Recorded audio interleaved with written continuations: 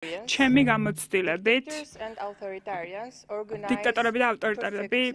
შესანიშნავი ბრჭყალებში არჩევნები ჩაატარეს და ყველაფერი მოხდა მანამდე, სანამ ადამიანები საარჩევნო უბნებზე მივიდნენ და ყველაზე მეტი დარღვევა, ასე ვთქვათ, და ყველაზე მეტად ხელშეხებულია, ასე ვთქვათ, არჩევნები. რა თქმა უნდა, ეს ჩემი მოსაზრებაა, როდესაც დიქტატორა ერევა არჩევნების პროცესში და ამ შემთხვევაში ეს შემაშფოთებელი სიახლეები საქართველოდან, თუნდაც მხოლოდ გასულ კვირას თუ განვიხილავთ 4 ოპოზიციის ლიდერი დააპატიმრეს, არა უბრალოდ კრიმინალის ჩადენისთვის, არამედ ეგრეთ წოდებული საგამომძიებლო კომისიის დასკვნით, რაც კანონის უზენაესობის პროცესში არ არის ჩართული, ეს არის საქართველოში დევნის შედეგი და ამ შემთხვევაში მნიშვნელოვანია ანგარიშვალდებულება და ამ შემთხვევაში ეს არის რეპრესიის ინსტრუმენტი, რასაც ვაკვირდებით და ვხედავთ და მესამე პრეზიდენტი საქართველოში მიხეილ სააკაშვილი, რომელიც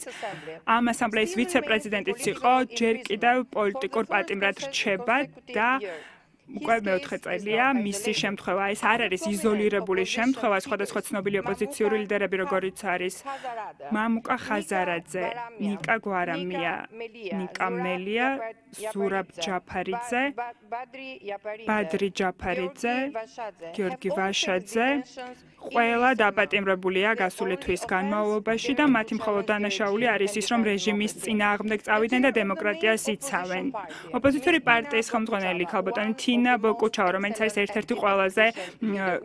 გასაოცარი ქალი ოპოზიციური ლიდერი, რომელიც ტერორის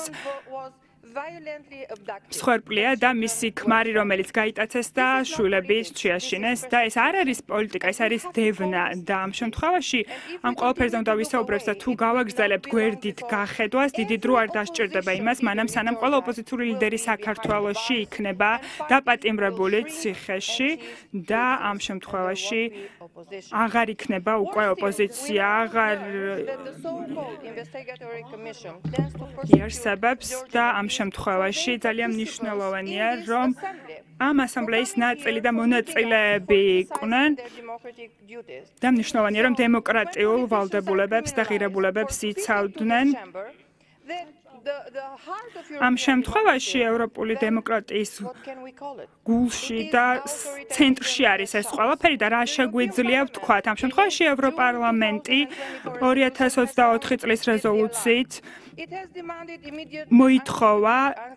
დაუყოვნებლივი და უპირობო გათავისუფლება ყველა პოლიტიკური პატიმრისა და ამ შემთხვევაში ფარაკანონი და ასევე ახალი სამართლიანი საპარლამენტო არჩევნების ჩატარება და მიზნობრივი სანქციები და ასევე ეს არის პოლიტიკურად მოტივირებული დევნა ჟურნალისტებისა, როგორც არის მზია ამაღლობელი. ავტორიტარული გზა ქართული ოცნებისა უნდა იქნას წინააღმდეგობა გაწეული და ქართული ხალხი არ ნებდება, იქნება ეს ონლაინ თუ ოფლაინ რეჟიმში 200 დღეზე მეტია უკვე აპროტესტებენ არა მხოლოდ მათთვის, არამედ ისინი პროტესტს აცხადებენ ქართული ოცნების წინააღმდეგ და ამ შემთხვევაში ისინი იმსახურებენ სოლიდარობას და ქმედებას და ახლა არ არის დრო სიჩუმისა, ახლა არის მომენტი, რომ ვიმოქმედოთ მანამ, სანამ საქართველოში დემოკრატია მხოლოდ მოგონება გახდება.